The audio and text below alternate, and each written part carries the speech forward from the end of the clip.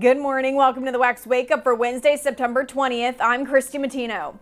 Ukrainian President Volodymyr Zelensky is asking foreign leaders for continued support for his country as Russia's war drags on. During a speech Tuesday in front of the United Nations General Assembly, Zelensky said defeating Russia goes beyond just Ukraine.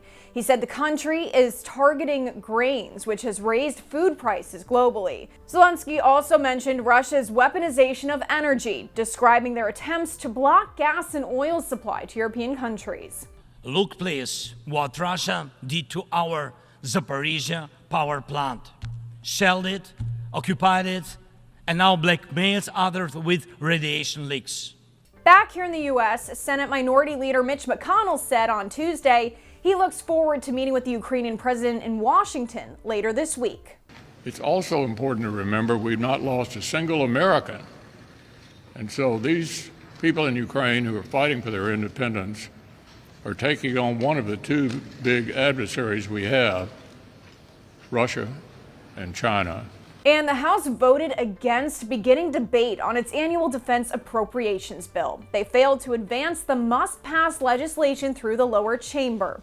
Lawmakers voted 212 to 214 to begin consideration of the $826 billion spending bill, falling short of the majority vote needed to kickstart debate on more than 180 amendments lawmakers are looking to attach to the funding bill. There are just 7 legislative days left before the September 30th deadline. That's when the government will run out of money and shut down until a deal is made.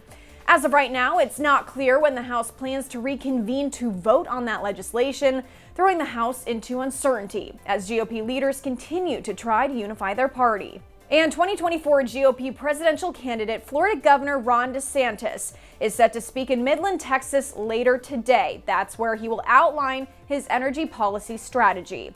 DeSantis released a new video on Wednesday teasing what we can expect. People are hurting, and his policies are driving your grocery bills to be more expensive. Your gas is going up. My vision is open up energy. Let's be energy dominant. Let's get back to $2 a gallon gas. That's what the American people need. You heard DeSantis say he has a goal of reaching $2 per gallon gas prices.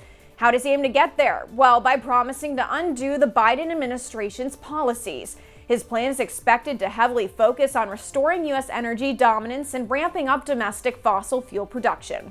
U.S. gas prices have not fallen below $2 per gallon since 2020. That was during the height of the COVID-19 pandemic. DeSantis is hoping to use this pitch to appeal to Republicans in the run-up to the Iowa caucuses. Trump is still leading with 57% of the vote.